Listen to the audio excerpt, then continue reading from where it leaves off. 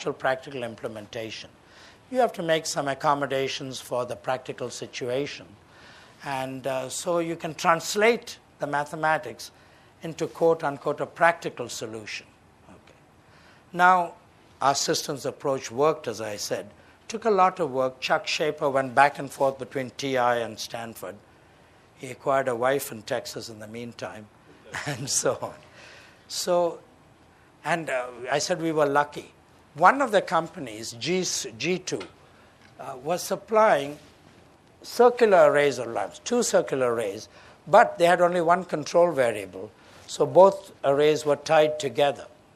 We said, okay, it's simple. You cut the cord and put a separate connection, and why not add one lamp in the middle? So we had 3 control variables as shown here. Outer ring is one, middle ring is another, center is another. Anyway, with this, we were able to get satisfactory results. And here's the timeline. First, we modeled the heat transfer. Then simulation, controllers, we demonstrated experimentally. And it was successfully run. Okay. Okay. How much time do I have? As much as you want. No. 15 minutes. Okay. Yeah, thank you. I won't take all that time. Excuse me. DARPA was very happy. And in fact, my sponsor wanted me to make a presentation to the director of DARPA about our work. He said 15 minutes. And we got sufficiently interested. He was a mechanical engineer, that it took 45 minutes or more. And you see, for example, the first step there is modeling of heat transfer. So he said, what did you do for heat transfer? Did you go to the ME department and work with someone there? I said, no. To my knowledge, the students just went to the library and got a couple of books on heat transfer. And that's what they did. So he said, I forgot. You're electrical engineers. Because our reputation is that we can do everything or anything.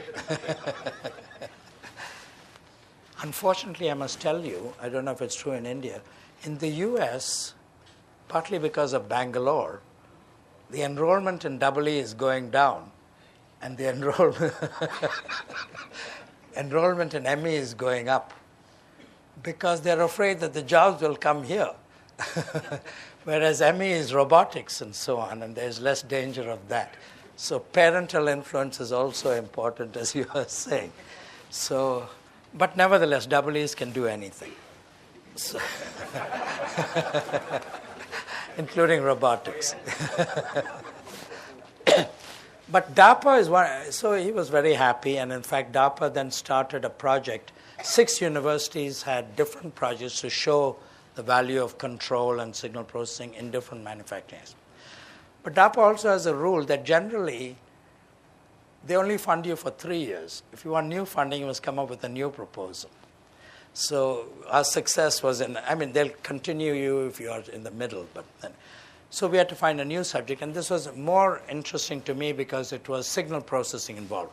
So again, we knew nothing about this area. So as an example, one day I was in a meeting in CIS, and I asked my colleagues, there's this journal called IEEE Transactions on Semiconductor Manufacturing.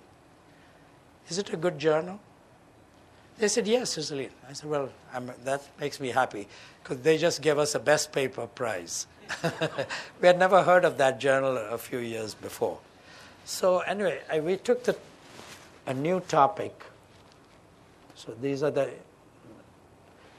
it's a non-trivial problem with MMST.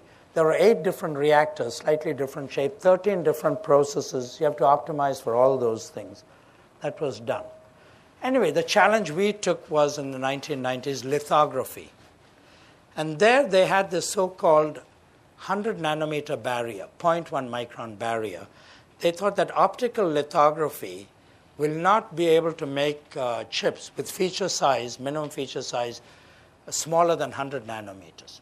Because the sources have a bigger wavelength than 100 nanometers. They started with 235, then they came down to 193, and so on. So the question is, find a new way of making semiconductors with the different technologies. So a lot of money was spent on X-rays. Then they had huge, IBM has spent billions on it, but it has failed. Ion beam lithography was used